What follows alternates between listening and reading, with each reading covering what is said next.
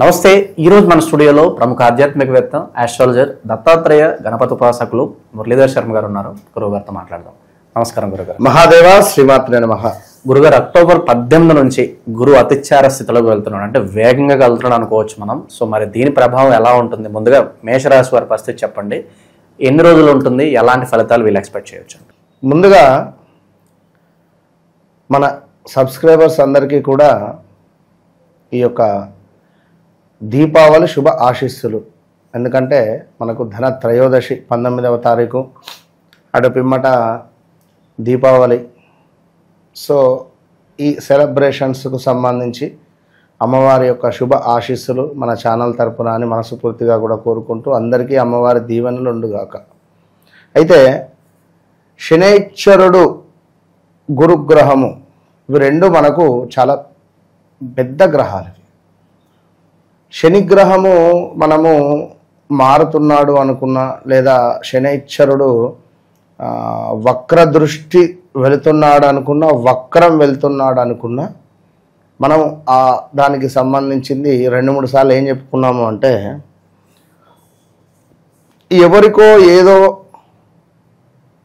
ఇవ్వాల్సింది. ఇప్పుడు ఉదాహరణకు ఇంట్లో పిల్లలు ఉన్నారు, ఓకే గుడ్ బై అని చెప్పి వెళ్తున్నామని చెప్పి మనం బయలుదేరే క్రమంలో, అరే పిల్లలు ఉన్నారే, నన్ను చాక్లెట్ గిట్లా ఇచ్చి వెళ్దాం వారికి అనేటువంటి భావనతో ఈ ప్రయాణం చేసేవారు ఎక్కడైనా బేకరీలోనో లేదా ఎక్కడైనా షాప్లోనో ఆగి 4 చాక్లెట్లు తీసుకొని మళ్ళీ రివర్స్ వచ్చి ఆ పిల్లలకు చాక్లెట్ ఇస్తే వారు ఎంతో సంతోషపడిపోతారు. ఓకే థ్యాంక్ యూ అని చెప్పి మళ్ళీ అక్కడి నుంచి వెళ్ళిపోతారు. అంటే ఏదైతే మనకు ఇవ్వాల్సింది మర్చిపోయి ముందుకు వెళ్ళినటువంటి వ్యక్తి తిరిగి మళ్ళీ వచ్చి మనకు అది ఇచ్చి వెళ్ళిపోయినటువంటి సందర్భం ఏదైతే ఉంటుందో, అదే విధంగా ఇది శని కానీ వక్ర దృష్టి ఉన్నప్పుడు, వక్ర గతి ఉన్నప్పుడు ఆ విధంగా ఉంటుంది. మరి ఇప్పుడు ఇక్కడ అతిచారం అంటే తొందరగా ముందుకు వెళ్ళిపోతున్నాడు. అంటే ఒక 1 అవర్ మీ ఇంట్లో ఉంటా అని చెప్పి నేను వచ్చి కూర్చున్నా, 1 అవర్ ఉంటాడు గురువు గారు, ఓకే డన్ అనుకున్నాను. హాఫ్ అన్ అవర్ తర్వాత నేను వెళ్ళిపోతే, అర్జెంట్ పని వచ్చింది, నాకు ఎమర్జెన్సీ ఫోన్ వచ్చింది, నేను వెళ్ళిపోవాలి తప్పదు. అరే అంటే ఈ వారు ప్లాన్ చేసుకుంటారు. 1 అవర్ ఉంటా అనే క్రమంలో ఒక హాఫ్ అన్ అవరు తర్వాత ఒక టీయో లేదా లంచో లేదా లైక్ ఒక వెళ్ళే మూమెంట్లో ఏమైనా దక్షిణ ఇద్దామనో లైక్ ఇంకేదో ప్లాన్ అయితే చేసుకొని వాళ్ళు పెట్టుకుంటారు. సో అది ఇతను పొందగలగడా అనేటువంటి ఒక క్వశ్చన్ మార్క్. సో ఆ వ్యక్తి మరొక వ్యక్తి మీద ఆధారపడి ఉంటుంది అది. ఓకే, సో అదేవిధంగా ఇప్పుడు కొన్ని గ్రహాలకు తొందరగా ప్లస్సులు, కొన్ని గ్రహాలకు తొందరగా మైనస్లు.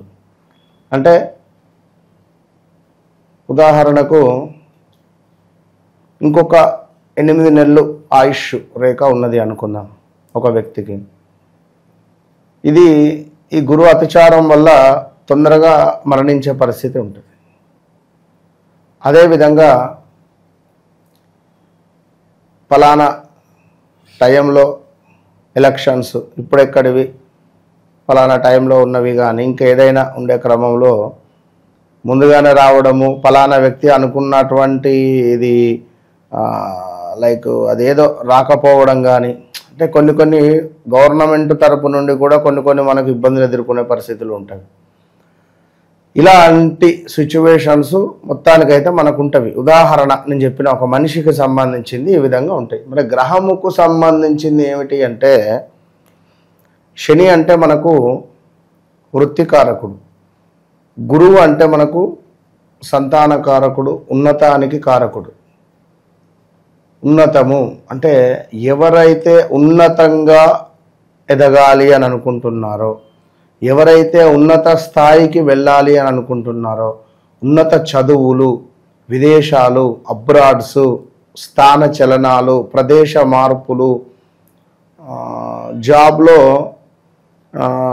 మనకు ఈ యొక్క ట్రాన్స్ఫర్స్ ఉంటున్న ప్లేస్ కాస్త చేంజ్ అవ్వడము, స్థాన చలనాలు, ప్రదేశ మార్పులు ఇలాంటివి ఎన్నెన్నో జరిగే సందర్భాలలో మరి ఇక్కడ సో మేషరాశి వారికి ఏంది అంటే ముఖ్యంగా మనకు 4వ భావంలో అంటే మేషం నుండి ఆల్రెడీ 3వ భావంలో ఉన్నటువంటి గురుగ్రహము 4వ భావానికి వెళ్ళిపోయి 4వ భావం నుండి మేషముకు సంబంధించి మేషరాశి వారికి సంబంధించి 8వ భావాన్ని, అదేవిధంగా 12వ భావాన్ని, మేష లగ్నం మేషరాశి బాగా గుర్తుంచుకోండి. మేష లగ్నం వారికి కానీ మేషరాశి వారికి కానీ మీకు 4వ భావంలో ఉన్నటువంటి గురుగ్రహము ఏమిస్తుంది అంటే డబ్బు అధికంగా ఖర్చు పెట్టియడం జరుగుతుంది. ఒక ఇల్లు కొనాలి అనేటువంటి ఆలోచనను క్రియేట్ చేస్తుంది. ఉంటున్నటువంటి స్థాన చలనము, ప్రదేశ మార్పును క్రియేట్ చేస్తుంది. ఉద్యోగంలో కొంత ఇబ్బందికరమైనటువంటి సిచ్యువేషన్స్ను క్రియేట్ చేస్తుంది. దీనికి తోడు 8వ భావంలో కూడా మనకు గురుగ్రహం ఉండడం జరిగింది. అంటే 8వ భావంపై కూడా దృష్టి పడింది అన్నప్పుడు గృహ సమస్యలు, మళ్ళీ ఇక్కడ ఆదాయానికి మించినటువంటి ఖర్చు ఉంది. 4వ భావంలో బంధుమిత్రుల మరణ వార్తలు, దగ్గర ఉన్నటువంటి వ్యక్తులు ఏమైనా సూసైడ్ అటెంప్ట్స్ కావచ్చును, బంధువులు ఏమైనా మరణ వార్తలు కావచ్చును. స్థాన భ్రంశము అంటే ఉంటున్నటువంటి స్థానములో మార్పు. అలా సడన్గా మీరు రెంట్ ఇంట్లో ఉంటున్నారండి, వారు ఆ ఇల్లు అమ్మడం జరిగిన తర్వాత మేబీ వాళ్ళు ఫలానా అర్జెంటుగా మేము వస్తాం, 1 month 2 months మీ పీరియడ్ ఖాళీ చేయండి, ఇలాంటి వాటలు వినడం. ధన నాశనము, ఏదో రకంగా డబ్బు అధికంగా ఖర్చు అయ్యే పరిస్థితి ఉంది. ఇంకా గృహ సమస్య అంటే ఇంట్లో భార్యాభర్తలకు గొడవలు రావచ్చు. అదేవిధంగా మీ పై అధికారి నుండి మీకు మందలింపులు రావచ్చును. కొంతమేర అధికంగా కోపం ఉండే పరిస్థితి, సీక్రెట్గా ఉంచుకున్నటువంటి విషయాలు బట్టబయలు అయ్యేటువంటి సందర్భాలు ఉన్నవి. అదేవిధంగా ఇంకా అనూహ్యమైనటువంటి అవరోధాలు గోచరిస్తూ ఉన్నవి. దీనికి తోడు మనకు అగ్ని ప్రమాదాలు సూచనలు ఉన్నవి. అంటే ఇక్కడ లా అక్షరము, ఏ అక్షరము అంటే ఆ అక్షరము, సి అక్షరము, చ అక్షరాలు, ఇంగ్లీష్లో ఏ, ఎల్, సి ఈ పేర్లతో ఉండేటువంటి దేశాలలో కానీ, ఈ పేర్లతో ఉండేటువంటి మనుషులలో కానీ, ఈ పేర్లతో ఉండేటువంటి వ్యక్తులు కావచ్చును లేదా కంపెనీస్ కావచ్చును. ఇందులో చూడండి అగ్ని ప్రమాదాలు కానీ, ఈ వీడియో సేవ్ చేసి పెట్టండి, 100% ఛాలెంజ్ చేసి చెప్తున్నా.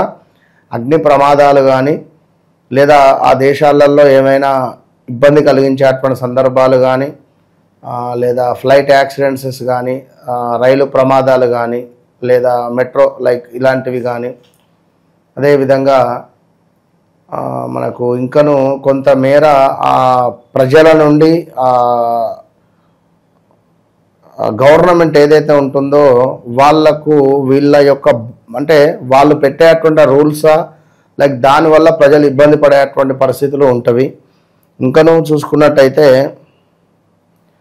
కొన్ని వస్తువులు కూడా దొంగతనానికి గురి అయ్యేటువంటి పరిస్థితులు ఉన్నవి. లైక్ అదేదైనా కావచ్చు. ఇక మరొక విషయం ఏమిటి అంటే స్త్రీ మూలక ఇబ్బందులు. సో జాగ్రత్తగా ఉండాలి. మేష లగ్నం వారు, మేషరాశి వారు ఏదైనా అమ్మాయి నుండి మెసేజ్ వచ్చిందనో, కాల్ వచ్చిందనో, పిల్లలు ఇవాళ రేపు తొందరపాటుతనంతో చాటింగ్లని, వీడియో కాల్స్ అని, అందులో కాల్ రికార్డ్ చేసి డబ్బులు వచ్చేయడాలు ఇలాంటివి ఉంటవి. స్పామ్ కాల్స్ లైక్ జాగ్రత్తగా ఉండండి. ఈ నేను చెప్పినటువంటి అక్షరాలతో కలిగినటువంటి వారు.